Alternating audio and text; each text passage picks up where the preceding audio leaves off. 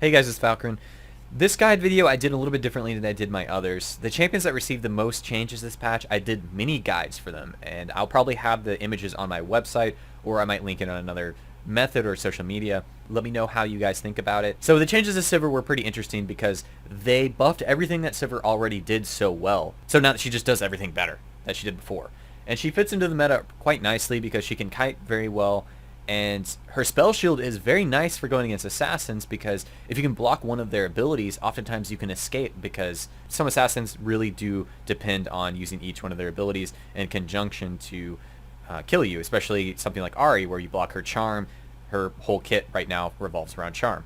Some builds that I've had success with so far, an early Bloodthirster Last Whisper, it'll make your spells do a whole lot more damage, and it also does very well with the fact that you'll be spamming auto attacks with your ultimate, having that innate attack speed built into your ultimate. Another good build path is going Infinity Edge and the Static Shiv. This will just give you a lot more wave clear, a lot more burst damage, and you can just be a hyper carry. Some decent item builds I've tried involve Blade of the Rune King. I think it's pretty good on Sivir in some circumstances, especially against some strong tanks. An item that I think no one should build on Sivir is Trinity Force. And the reason being that I really tried Trinity Force and I wanted to like it. But the problem is Trinity Force just slows down your item build, and it doesn't work nearly as well as it does on like Corki or an Ezreal. You don't use your abilities as frequently, and Sivir scales so much better with just raw attack damage than a lot of other AD carries. The changes to Heimerdinger, they made his kit much shinier, but he still has the same problems he had before, and that's the fact that he lacks mobility, assassins still destroy him.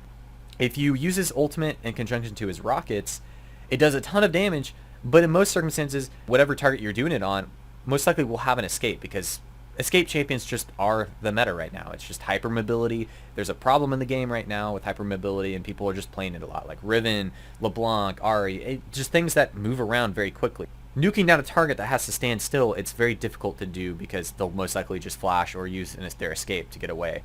Some item builds that I've had success with on Heimerdinger, Athene's and Holy Grail, very good on spammy champions, gives you some survivability. Deathfire's Grasp is also a solid choice too, because if you're able to actually go against very immobile champions, if you do max your rockets first and you use your ultimate in conjunction to rockets, if you DFG that target, they're for sure going to die if you hit them all. It's very strong. But just make sure you watch out for a lot of the counters this patch for Heimerdinger. Anything that has hypermobility and is an assassin is going to do very well against Heimerdinger. They buffed everything about Ziggs in terms, of his abilities. They give him a lot of quality of life changes. He can kill minions quicker with his ultimate. Ziggs is basically the same champion, but he's better at sieging and better at defending. Same item builds work really well on Ziggs. Nothing really changed about that.